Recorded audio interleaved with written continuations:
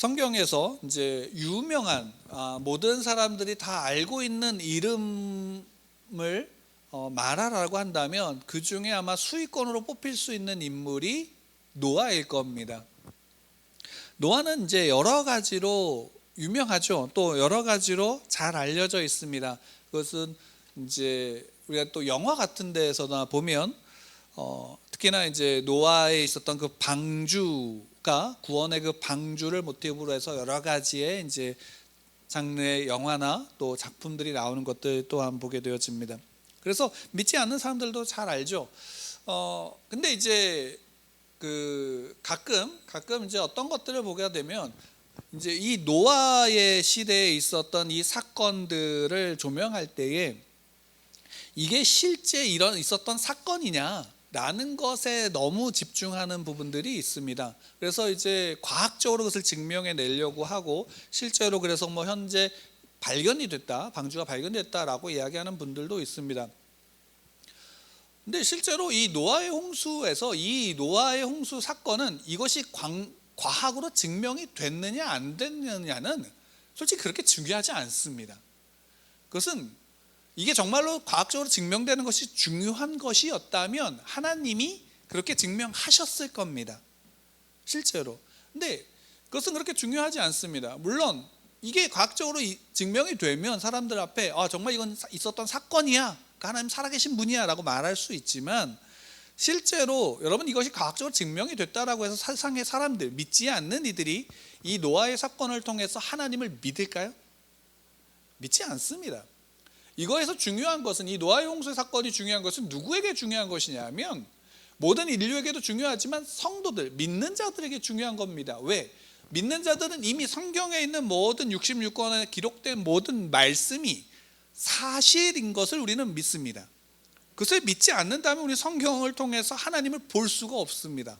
우리는 믿기 때문에 보는 겁니다. 그러니까 노아의 홍수 사건도 역사적인 사실입니다. 우리는 그것은 과학적 증명이 됐느냐가 아닙니다. 우리는 그것은 믿음의 영역이고 그 믿음으로 그 사실을 인정합니다. 이게 실제로 중요한 이유가 뭐냐면 우리는 그것을 통해서 누구를 봅니까? 하나님을 보는 것이기 때문이죠. 그러니까 여러분들 때로는 과학적으로 이제 이런 것을 접근하는 이야기들 들으면 흥미로운 소재로 그냥 들을 수는 있지만 그것을 맹신하실 필요는 없습니다. 또 그것을 너무 맹신하는 이들에 대해서는 좀 경계하실 필요도 좀 있습니다. 근데 어쨌든 이 노아의 사건은 굉장히 중요합니다. 중요한 이유는 뭐냐면 창세기가 이제 창조부터 이렇게 시작되어지면서 타락한 인류의 모습을 보여줍니다. 그러니까 3장 이후에 타락한 이후의 모습을 보면서 우리가 아벨을 봤지만 그 아벨은 그 죄의 결과로 말미암은 사망의 현실, 또 그 사망이 어떻게 이루어지는가? 형제가 형제를 죽이는 것으로, 죽일 수 있는 이유가 뭐냐? 그 안에 있는 죄가 그를 다스릴 때, 또 그 죄의 시기와 질투와 미움으로 말미암은 결과가 결국 뭐냐? 사람을 죽이는 사망에 이르게 하는 그 길이다라는 것을 보게 되어집니다. 그러면 그 죄의 결과는 결국 무엇인가? 라는 것을 통해서 하나님을 떠난 자들, 그러니까 하나님을 대적하는, 하나님을 떠난 자들의 상징이 누굽니까? 라멕이죠. 가인의 후손인 라멕을 통해서 그것이 보여줍니다. 그리고 그 라멕의 후손, 가인의 후손들을 우리가 성경의 다른 편으로 찾는다면 오늘 본문에 나와 있는 게 사람의 딸들입니다. 이게 딸들이라고 해서 여자라는 측면이 아닙니다. 그러니까 하나님을 떠난 자들의 모습 속에서 이 딸들이라는 표현은 어디로 거슬러 가냐면 하와로 거슬러 가는 겁니다. 하와가 선악을 알게 한 나무의 열매를 따먹고 누구에게 주었습니까? 남자에게 주었다라는 것을 그냥 보여준 겁니다. 이것이 남녀 차별의 이런 차원의 문제가 아닙니다. 같은 맥락으로 하나님이 아벨을 대신해 죽은 누가 있습니까?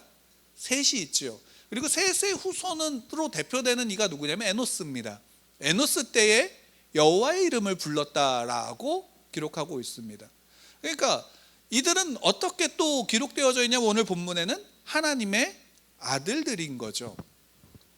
그러니까 아담의 후손으로서 가인과 셋으로 나누어지고 이것을 통해서 사람의 딸들, 그러니까 사람 중심의 세상, 하나님을 떠난 자들과 하나님의 사람들로 비교되어지고 구분되어지는 것을 볼 수 있습니다. 물론 그렇다 그래서 이것이 그들이 완전히 서로 경계를 지고 따로 살았다라는 의미는 아닐 겁니다. 그들이 같이 살던 그 시대에 그래도 그 셋을 통한, 아담을 통해서 그 셋을 통한 하나님을 믿는 자들, 그 하나님을 믿고 하나님의 그 말씀 가운데 하나님과 함께하는 자들이 있었고, 그들의 모습들을 성경은 보여주는 겁니다. 그 모습 속에서 대표적으로 드러난 인물이 누구냐면 에녹입니다. 그래서 히브리서에서도 그 11장에서도 믿음의 사람이 아벨 다음에 누가 나오냐면 에녹이 나옵니다. 그 에녹은 그래서 어떻게 합니까? 하나님과 동행했다라는 것으로 정의될 수 있는 사람입니다. 하나님과 동행해서 어떻게 했습니까? 성경에 유일하게 죽음을 보지 않고 하나님께서 데려간 자들, 그 중에 한 명이 에녹이죠. 에녹은 하나님과 동행해서 하나님이 데려가셨다는 겁니다. 그냥 이거는 어떤 것으로 쉽게 표현하냐면, 친구랑 같이 놀던 아이가 갑자기 야, 너 우리 집에 가자, 우리 재밌게 노니까 우리 집에 가자, 그리고 데리고 간 것과 똑같은 거예요.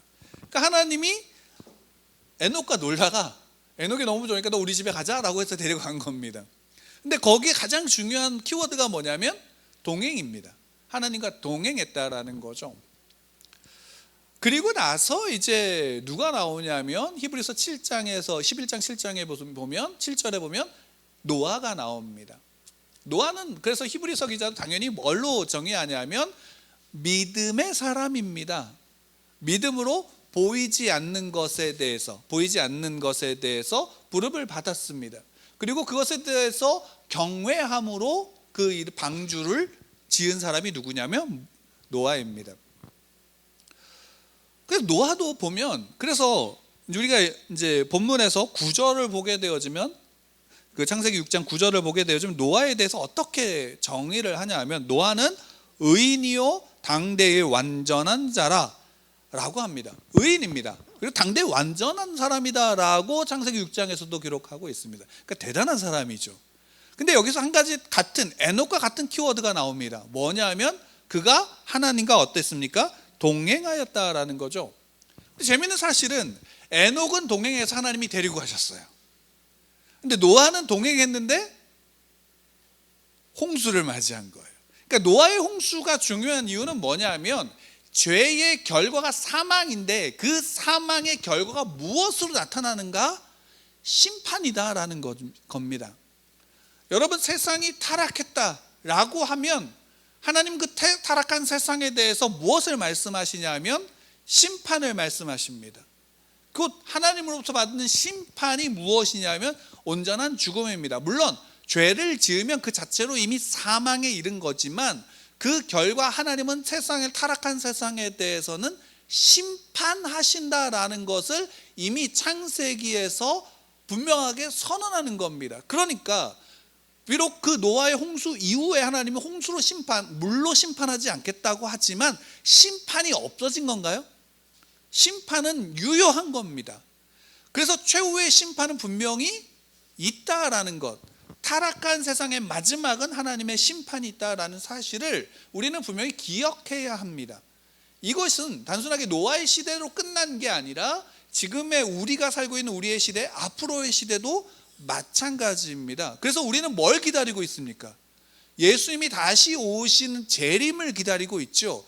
재림을 기다리는 것은 그리스도인들에게 있어서는 구원이지만, 또 한편으로는 세상에 대해서 우리는 무엇을 기다리는, 하나님의 심판을 기다리는 것과 마찬가지입니다. 그러니까 노아의 홍수는 바로 그 심판인 거죠. 죄의 결과는 그 심판으로 말미암아 드러나게 되어진다라는 사실을 보여주는 겁니다.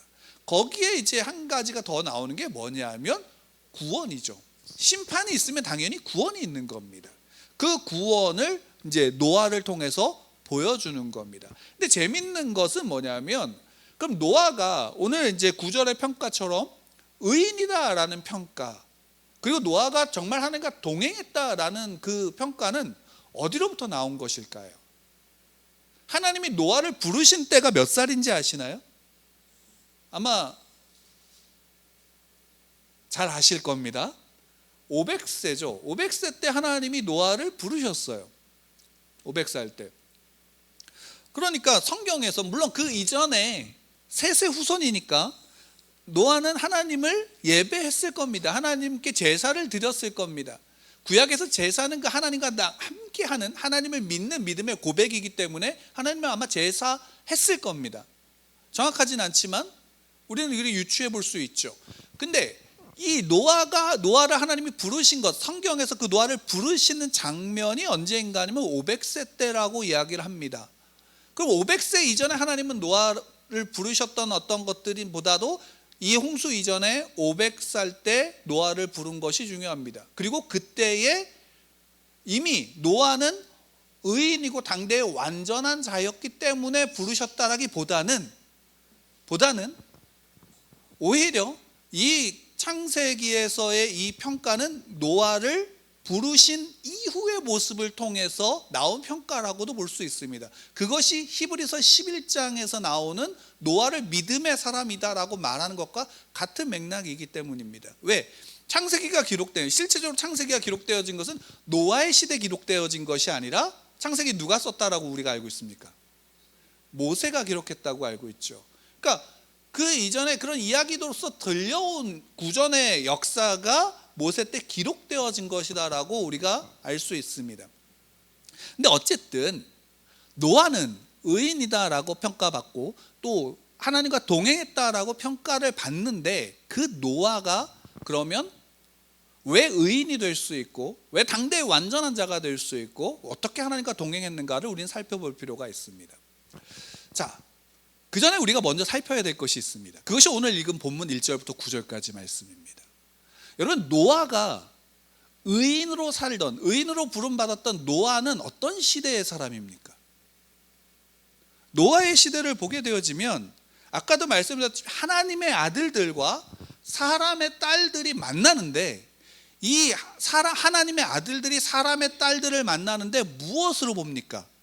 여기 오늘 성경을 보게 되어지면 딸들의 아름다움을 보고 자기들이 좋아하는 모든 여자를 아내를 삼는 겁니다. 그러니까 하나님을 향한 어떤 믿음과 어떤 그 믿음의 모습으로서가 아닌 세상, 하나님을 떠난 세속적인 시각과 욕망과 욕구로서 아내를 삼기 시작했다라는 것이죠. 이것은 남자든 여자든 다 마찬가지입니다. 자기가 좋아하는 사람을 맞이하기 시작했는데 어떻게 했냐면 모든 것입니다. 닥치는 대로 만난 겁니다. 그리고 취한 겁니다. 그 결과가 뭐냐? 그들이 다 이제 하나님을 떠난 자가 되어진 겁니다. 하나님을 떠난 자들이 되어진 겁니다. 그래서 그 시대의 결과가 뭐냐? 오늘 성경 5절 말씀입니다. 5절 말씀 같이 읽겠습니다. 시작. 5절 시작. 여호와께서 사람의 죄악이 세상에 가득함과 그의 마음으로 생각하는 모든 계획이 항상 악할 뿐임을 보시고. 그러니까 이 노아가 부름받은 이 시대는 어떤 시대로 정의할 수 있냐면 세상이 죄악으로 가득한, 사람의 죄악으로 가득한 세상이고 생각하는 모든 것이 다 악한 것밖에 남지 않은 세상인 거예요. 그러니까 소돔과 고모라가 멸망당할 때 소돔과 고모라가 굉장히 성적으로 타락했다 어땠다 다 이야기하지만 그 이전에 이미 노아의 시대 때 그 모든 죄악이 관영한 세상, 사람의 죄악이 가득한 세상이 노아의 시대였다라는 것입니다. 그런 시대가 노아의 시대였어요. 그러니까 이 시대는 심판을 받을 수밖에 없는 시대였고 하나님도 그런 시대를, 그 세상을 보면서 한탄하셨다라고 나오고 결국에는 그 한탄한 세상을 심판하시겠다라고 결정하신 겁니다. 이런 시대가 바로 노아의 시대입니다. 그러면 가만히 생각해 보세요. 여러분들, 사람은 환경적인 상황에서 벗어나는 것이 쉬운가요? 어려운가요? 환경적인 주변의 상황에서 벗어나는 것, 그것 외에 다른 것으로 살아가는 건 쉽지가 않습니다. 가만히 생각해 보면 이건 누구도 알 수 있는, 다음에 보겠지만 아브라함도 마찬가지입니다. 아브라함이 하나님의 부르심 앞에 섰을 때 아브라함은 하나님을 믿는 사람이었습니까? 안 믿는 사람이었습니까? 하나님을 몰랐던 사람이에요. 아시나요? 그 시대가 그랬어요. 하나님을 알지 못했던 시대라고요. 그럼 노아의 시대는 어땠을까? 하나님의 아들들이 사람의 딸들을 만나서 다 육체가 돼버린 시대. 노아라고 달랐을까요? 그 시대를 살던 노아라고 달랐을까? 라고 한다면 별반 다르지 않았을 겁니다. 우리가 예를 들어서 이런 겁니다. 조선시대에는 유교적인 전통으로서, 그냥 한 가지만 예를 든다면 유교적인 전통으로서 효를 중요하게 여겼습니다. 그리고 효를 중요하게 여기기 때문에 나타난 행동 양식이 뭡니까? 행위가 뭡니까? 제사죠. 그러니까 조선시대 때는 모든 사람들이, 특히나 뼈대 있는 가문일수록 제사를 소중하게 여기고 많이 드렸고, 그 제사에 진행하는 모든 예식들을 굉장히 잘 지켰죠. 그건 오늘날도 그렇게 지키는 가문들, 뼈대 있는 가문들이 있죠. 근데 그때 제사를 안 드린다는 것은 뭐냐면 이겁니다. 상놈인 거죠. 천한 사람이고 사람 같지 않은 존재다라는 것에 대해서 사람들은 그렇게 평가했습니다. 근데 반대로 오늘날에도 효에 대한 개념은 똑같습니다. 근데 그렇다 그래서 제사를 옛날만큼 중요하게 여깁니까? 오히려 어떤 면은 요즘엔 제사를 없애는 거죠. 믿지 않는 분들도 제사를 드리지 않습니다.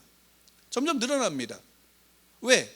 그것이 효의 증거가 되지 않기 때문입니다. 시대가 그러합니다. 이런 시대 속에서 제사를 정말 형식적으로 몇 개든지 다 찾아서 드리는 사람들을 보면 사람들의 시각은 뭐 그럴 수 있지라고 하지만 좋게 보지는 않습니다. 그러니까 좋게 보지 않는다라는 것이 참 사람의 도리를 잘 지키는구나 이런 식으로 판단하지 않는다라는 겁니다.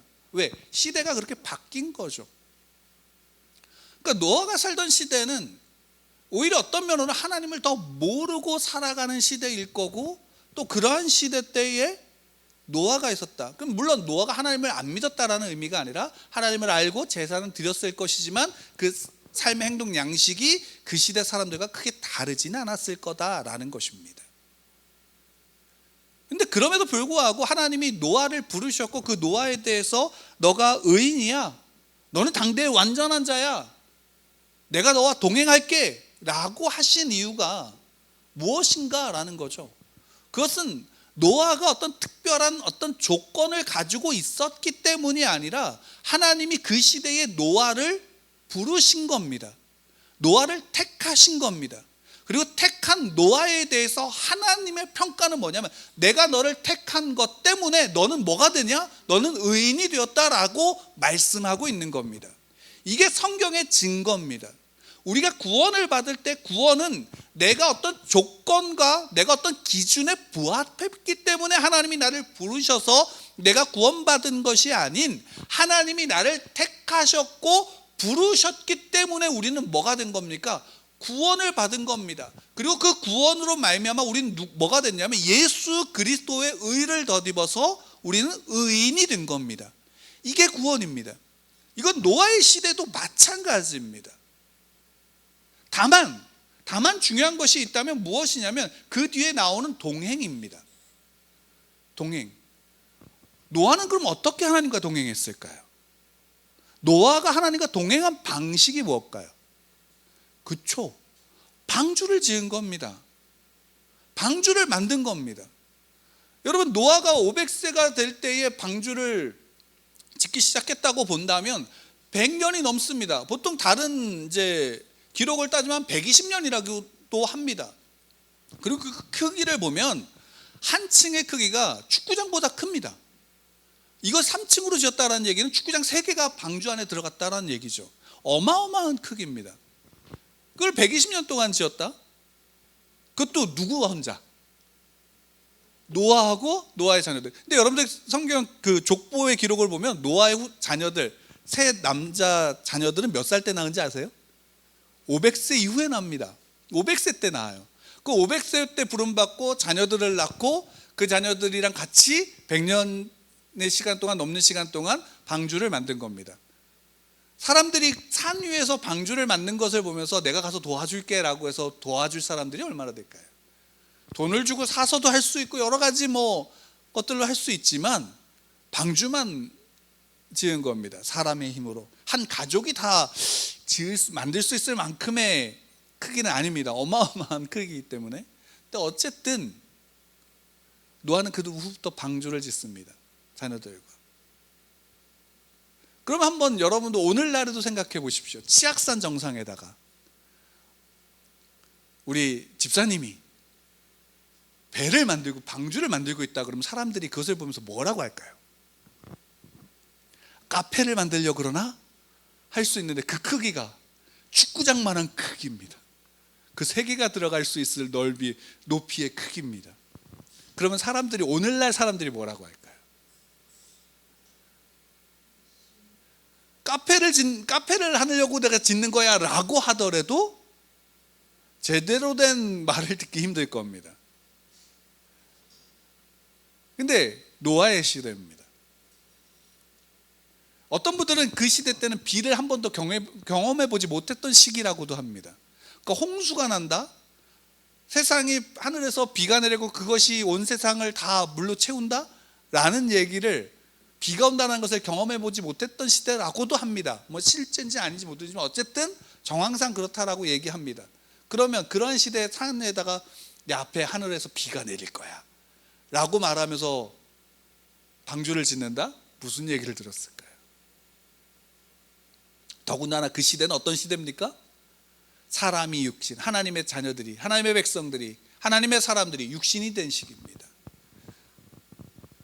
그들이 생각하는 모든 것이 다 악할 뿐인 세상입니다. 그런 시대 속에서 글을 짓는다. 어떤 일일까요? 노아는 아마 개인적으로 생각해 본다면 짓다가 얼마나 많이 포기했을까요? 그리고 왜 굳이 100년이라는 시간 동안 그것을 지어야 됐을까? 하나님이 그냥 짠 해갖고 떨어뜨려 주면 더 좋았을 텐데. 그러니까 방주를 어떻게 만들었느냐도 솔직히 성경에서는 중요하지 않습니다.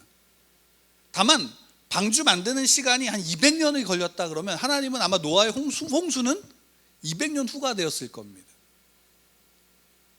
이 얘기는 뭐냐면 노아가 만들기 시작함부터 완성할 때까지 노아가만 했다면 하나님 노아가 다 만들 때까지 기다리셨을 것이고, 아니라면 하나님께서 그 만드는 모든 순간 속에서 비록 힘들고 어려울지라도 하나님이 노아를 도와주셨을 겁니다. 중요한 것은 뭐냐면 이 노아가 부름받고 방주를 짓는 사건이 오늘날 우리의 신앙과 너무나도 같다라는 것입니다. 첫 번째는 뭐냐면 아무것도 아닌 자들을, 죄인을, 죽은 자를 하나님이 어떻게 하신 건가요? 부르신 겁니다. 택하신 거죠. 구원하신 겁니다. 두 번째는 뭡니까? 심판이 있다라는 겁니다. 심판이 온다라는 겁니다. 분명히 예수님은 재림하십니까? 안 하십니까? 재림하십니다. 심판은 분명히 있습니다. 죄 가운데 하나님을 떠나 하나님을 대적한 자들은 심판받습니다. 그것에 대해 불심판이라고도 합니다. 분명히 심판받습니다. 그러면 그 안에서 구원받는 구원의 방주는 노아는 직접 만들었다면 오늘날 우리는 어떻습니까? 우리는 지금 그 방주 안에 살아가는 자들이 오늘날 그리스도인들입니다. 여러분, 다 우리가 하나님의 나라를 살아간다고 하죠. 왜? 예수님이 이 땅에 오심으로 하나님의 나라는 이 땅에 임하였습니다. 우리는 그 하나님의 나라를 살아가는 것입니다. 그리고 예수 그리스도가 뭡니까? 방주입니다. 구원의 방주입니다. 그분을 통해서 그 문에 들어가는 자들은 하나님의 나라를 살아가고 그 안에서 하나님과 함께하는 삶을 살아가는 자들이 그리스도인들입니다. 우리는 방주를 살아가고 있는 자들이 노아와 우리의 차이일 뿐입니다. 우리는 그 방주를 어떻게 합니까? 증명합니다. 노아는 직접 만들므로써 선포하고 복음을 증거했다면 우리는 그 방주 안에서 방주에 타야 된다라고, 예수 그리스도만을 믿어야 된다고 우리는 전하고 그렇게 믿으며 살아가는 자들이 오늘날의 그리스도인들입니다. 우리도 방주를 만들고 있는 겁니다. 그래서 노아의 홍수 이 시기에 노아의 모습은, 노아가 믿음의 사람이라고 했다라는 것은 굉장히 현실적으로 지금 내게 있어도 동일하게 주시는 말씀이다라는 것입니다. 구원받지 못하면 방주를 만들 수 있나요, 없나요? 구원받지 못하면 방주의 존재는 비난과 조롱거리만 될 뿐입니다. 그러나 구원받은 자에게 있어서는 방주는 내 생명입니다. 내 모든 것입니다. 왜? 그것만이 유일하게 내가 살 수 있는 길이기 때문입니다. 우리 그리스도인들은 예수 그리스도만이 생명입니다. 예수 그리스도만이 나의 모든 것이 되십니다. 왜? 예수 그리스도만으로 내가 살 수 있기 때문입니다. 예수 그리스도를 떠나면 죽은 자입니다. 자기 욕망대로 내버려 두며 이미 심판을 받은 자들입니다. 실제로 노아의 시대 때도 방주에 들어가지 않은 자들은 이미 심판받은 자들입니다. 비가 내릴 때야 그 문을 두드린다고 하더라도 그 문은 열립니까, 안 열립니까? 열리지 않습니다. 하물며 짐승조차도 하나님께서 보내셨습니다. 수많은 짐승의 종류들을 그대로 보내셨다라는 사실입니다. 이것은 이 노아에게 하나님께서 그 부르신 그것으로 말미암아 노아는 뭐가 되면 그래서 의인이 된 겁니다. 그가 방주를 만드는 것을 통해서 그는 어떤 존재가 됐습니까? 하나님과 동행한 사람이 되는 겁니다. 여러분, 오늘 여러분들, 우리 그리스도인들은 하나님과 동행하고 있습니까? 우린 동행하고 있습니까? 예, 우린 동행하고 있어야 됩니다. 동행한다는 것은 뭡니까? 우리의 의지, 구원받은 자의 의지로 말미암아 하나님의 말씀을 지키는 겁니다. 실제로 그래서 성경을 보게 되면 6장 22절에도 노아에 대해서 뭐라고 말씀하냐면 명하신 대로 다 준행하였더라 라고 이야기합니다. 7장 5절에서도 똑같이 말씀하죠. 명하신 대로 다 준행했다라고 말합니다. 그러니까 노아가 하나님과 동행했다라는 것은 하나님이 말씀하신 것에 대해서 다 준행했던 그것으로 말미암아 그가 동행했다라고 하는 것이고, 히브리서 11장 7절에서는 무엇입니까? 그가 경외함으로 방주를 지었다라고 합니다. 하나님의 말씀에 순종함으로 그 말씀을 지켜 행하는 자들, 실제로 시편 1편을 보게 되어지면 복 있는 사람들이 나옵니다. 그 복 있는 사람들의 증거는 오만하고 죄된 자리에 앉지 않는다라는 것도 있지만 거기에 핵심은 뭡니까? 주의 말씀과 주의 율법을 주야로 묵상하여 다 지키는 자들입니다. 주의 말씀을 지키는 자들은 오만한 자리에 앉지 않습니다. 죄악된 자리에 서지 않습니다. 그곳에 나가지 않고 오직 주의 말씀을 붙잡고 그 말씀을 지키는 데 집중하는 것입니다. 이게 그리스도인이고요, 이게 하나님의 자녀들입니다. 이게 저요, 이게 여러분입니다. 우리가 이 사실을 믿는 믿음으로 우리는 우리 믿음으로 말미암아 믿음의 의지가 나와야 하는 것이죠. 방주를 짓는 행위가 노아에게 구원을 가져다 주었습니까? 아니요, 이미 하나님이 노아를 구원하신 겁니다. 우리가 믿음의 행위를 하는 것이 우리를 구원하진 않습니다.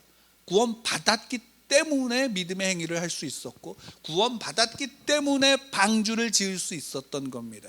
이것을 여러분 기억하시기 바랍니다.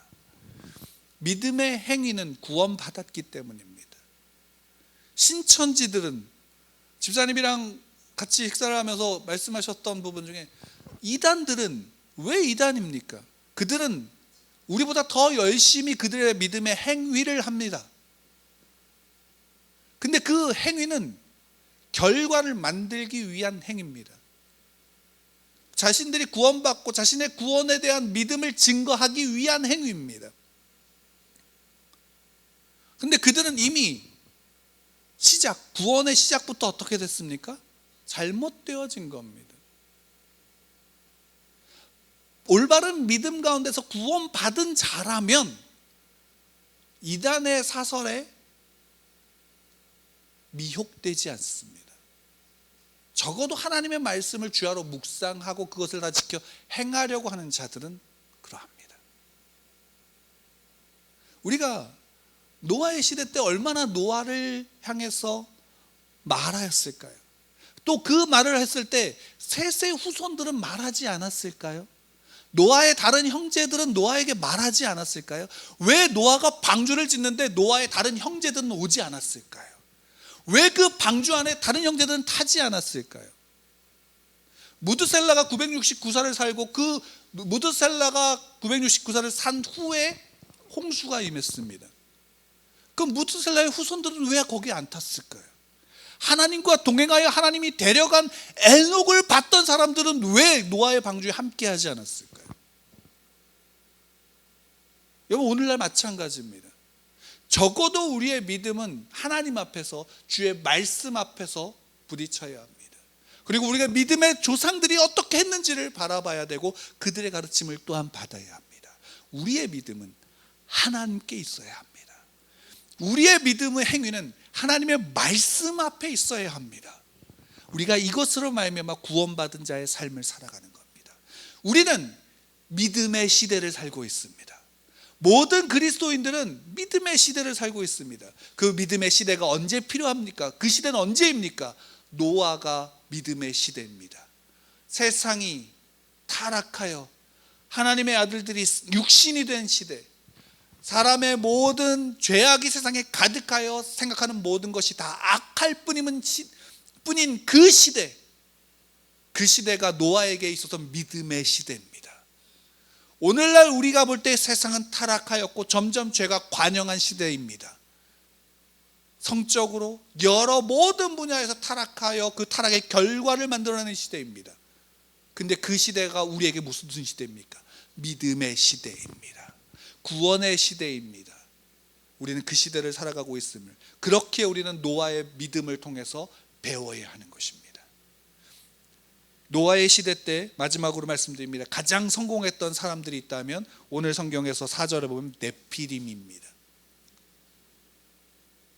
이들은 당대의 용사였던 자들이고 유명했던 자들입니다.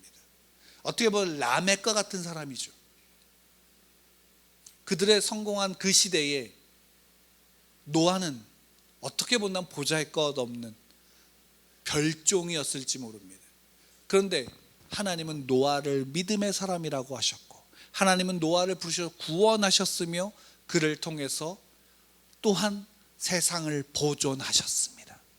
우리가 이것을 기억한다면 여러분들의 삶을, 우리의 믿음이 지금 무엇이어야 되는지를 여러분을 아실 수 있을 겁니다. 하나님을 믿는 믿음, 그분의 말씀을 붙잡고 그 말씀을 주야로 묵상하여 다 지키는 믿음, 그 믿음이 오늘 저와 여러분들이 살아가는 이 시대가 믿음의 시대로 만드는 원동력이 되고 능력이 되고 힘이 된다라는 사실입니다. 구원받은 하나님의 자녀들이 살아가는 시대, 바로 지금입니다. 우린 이 시대에서 믿음으로 믿음의 시대를 살아가는 저와 여러분들 되기를 축원합니다.